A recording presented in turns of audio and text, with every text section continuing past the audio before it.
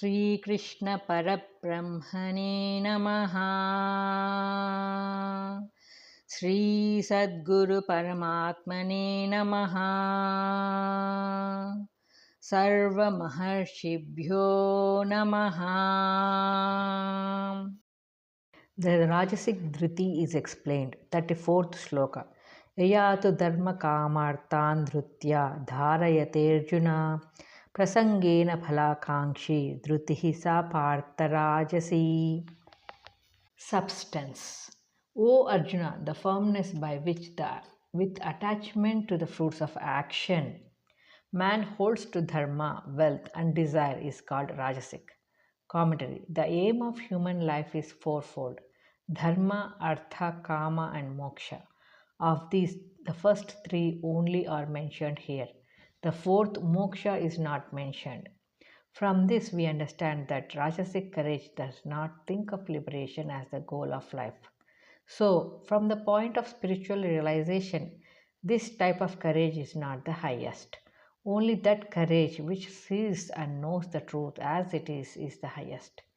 He who has it is the best of men. Atmagnana is the highest duty of man. Prasangena, the Rajasic man is strongly attached to the fruits of action. Hence, the emphatic form prasangena is used here. Question. What is the nature of Rajasic Dhriti? Answer. That courage by which man performs actions and attachment to the fruits of dharma, artha, and kama is known as Rajasic Dhriti. The Tamasic Dhruti is explained. 35th Shloka. Yaya swapnam bhayam shokam vishadam madameva cha na vimunchati durmedha dhrutihi sa partha tamasi. Substance. O Arjuna, that by which a stupid man holds fast to sleep, fear, grief, despair, and also pride and egoism is called tamasic. Commentary. Firmness is a virtue indeed, but it can be misused and produce evil effects. The tamasic man is overcome by sleep, fear, grief, and despair, and pride and conceit never leave him. Thus, his firmness wastes itself in self-destructive ways. Therefore, the true seeker should strive to attain spiritual virtues by a proper orientation of his mental attitude. He should strive to cultivate kindness, compassion, devotion, and knowledge, and acquire God's grace. Sage Valmiki at first misused his faculties in evil ways, but later on, by his companionship with perfected men, he was able to know what was dharma and what God realization was, and from that onwards, he spent his life in singing the glories of Rama and attained the highest state. Durmedha means intelligence is capable of gross misuse in every field of activity. The intelligence of the tamasic men always runs in evil ways. Swapnam means this word here refers to the excessive sleep and not the moderate rest of the body, which is quite essential for the normal and healthy life. Question. What is the nature of tamasic dhriti? Answer. It induces sleep, fear, grief, and despair. It produces too much pride and self-conceit. The threefold joy is explained, and first the sattvic. 36th Shloka. Sukham tvidanim trividam shrunume bharatarshapha abhyasadramati yatra dukhamtam cha nigacchati.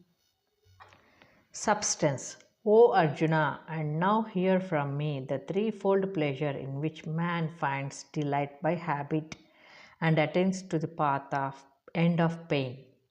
Commentary. Abhyasat. The Lord declares that divine happiness, Brahmananda, is to be attained by practice. Realization does not come to man by mere learning of power of speech. It is a practical science and should be understood by personal experience. Then alone man realizes esteemed peace and bliss. Many people ask the question, how can we realize Atma, transcend pain and suffering, and attain bliss? The Lord answers the question here. Practice and you shall attain that state, says the Lord. Nothing can be achieved by mere talk and mere study of books. You can get butter only by churning the curd. You can get sweet juice only by crushing the sugar cane. You can get oil only by crushing the seeds.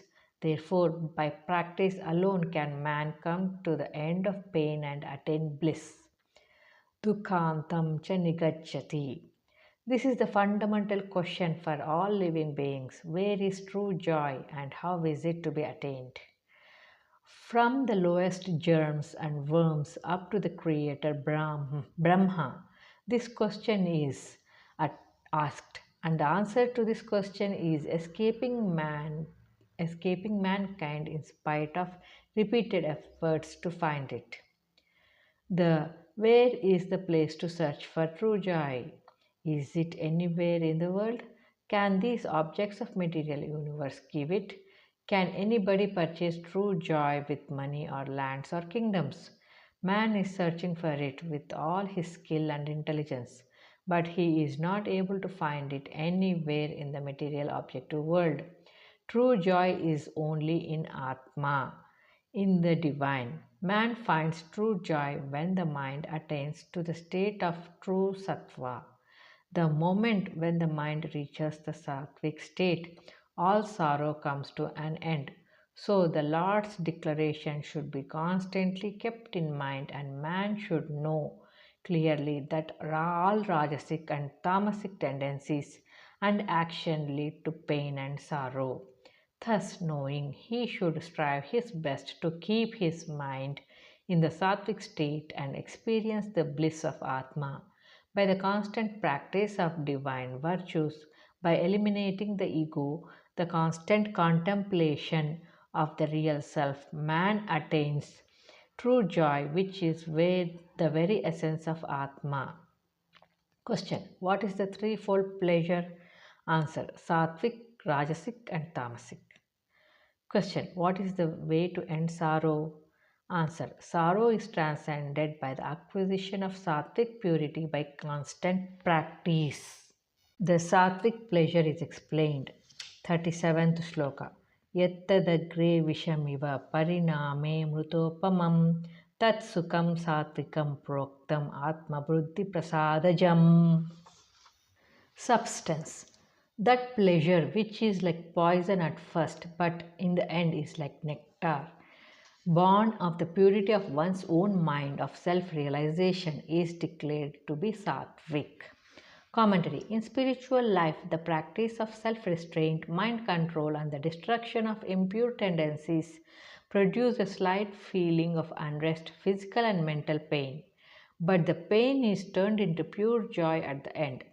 As the seeker acquires facility in sadhana, he begins to experience sattvic joy. This is like nectar. The aspirant should never forget that the pain which he is enduring will yield the richest and the most plentiful joy in the end. So, he should remain strong and determined and should not waver in continuing his sadhana. The pain is like poison and certainly not poison. Visham Iva. The struggle with the impure tendencies accumulated in innumerable past births would be naturally severe and painful, but the pain is only apparent and not real.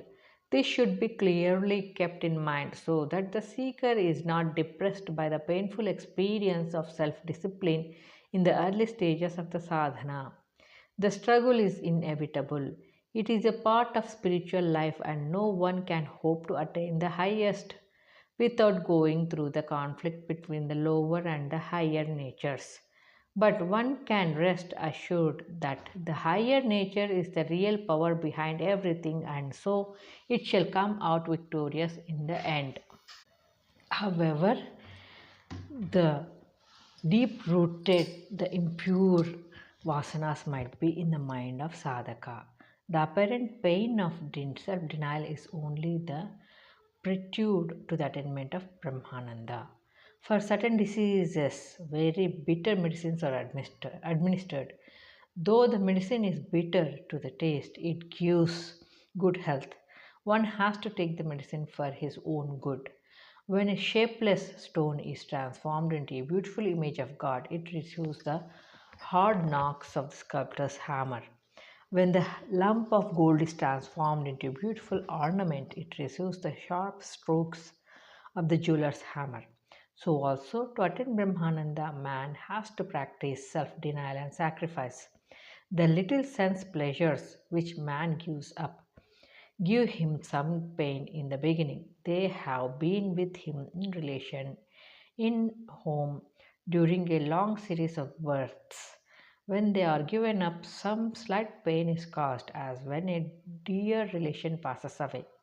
The sadhaka should not be disheartened. A little persistence and perseverance will bring about the necessary change, and when the difficulty passes away, the joy of the spirit begins to manifest slowly. Hard work and study in student life results in prosperity and joy in later life. We see that in the lives of many people, so also in spiritual life, the aspirant has to endure some initial discomfort and pain and move forward with firm determination. He should not be deterred by the obstacles of the early passing phase.